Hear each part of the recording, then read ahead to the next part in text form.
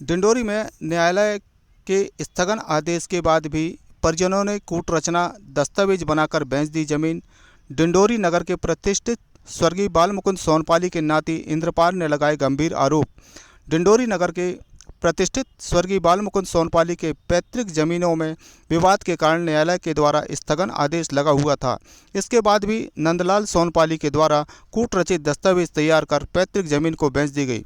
शिकायतकर्ता स्वर्गीय बालमुकुंद सोनपाली के नाती के द्वारा आरोप लगाते हुए कूटरचना की लिखित शिकायत जनवरी 2023 पुलिस अधीक्षक कलेक्टर मुख्य सचिव कोतवाली थाने में की गई थी, लेकिन 3 माह बीत जाने के बाद भी कोई कार्रवाई नहीं हुई। शिकायतकर्ता का आरोप है कि नंदलाल सोनपाली के द्वारा फर्जी वसीयतनामा बनाकर कूटरचना करते हुए राजस्व विभाग की मिलीभगत से न्यायालय के स्थगन आदेश के बाद भी जमीन विक्रय कर दी गई।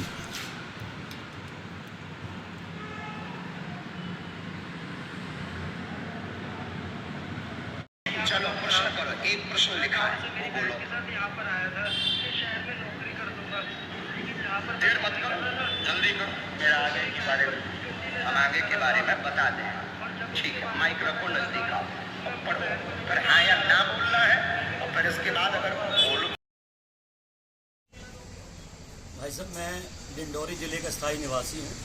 मेरे दादा स्वर्गीय बाबू बालमुकुंद सोनपाली की डिंडोरी की अन्य अन्य गाँवों पर ज़मीनें, जिसका हाई कोर्ट में केस भी चल रहा है।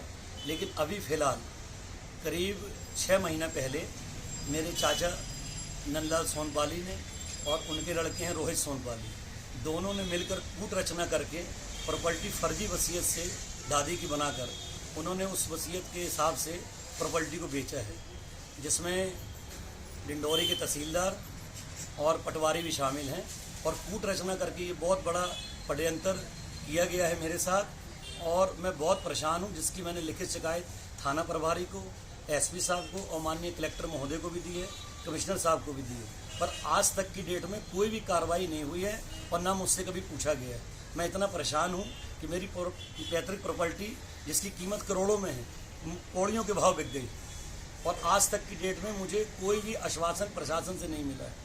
और इतना बड़ा षड्यंत्र चला है जिसकी मैं कभी कल्पना नहीं कर सकता। बस मेरी सिर्फ आशा है न्याय से कि मेरे को न्याय मिल जाए, और बहुत कड़ी कार्रवाई इन लोगों के ऊपर होना चाहिए, और 420 का मुकदमा इनके ऊपर बनना चाहिए। और मेरे फर्जी हस्ताक्षर कर, मेरे फर्जी शपथ पत्र मार कर इन्होंने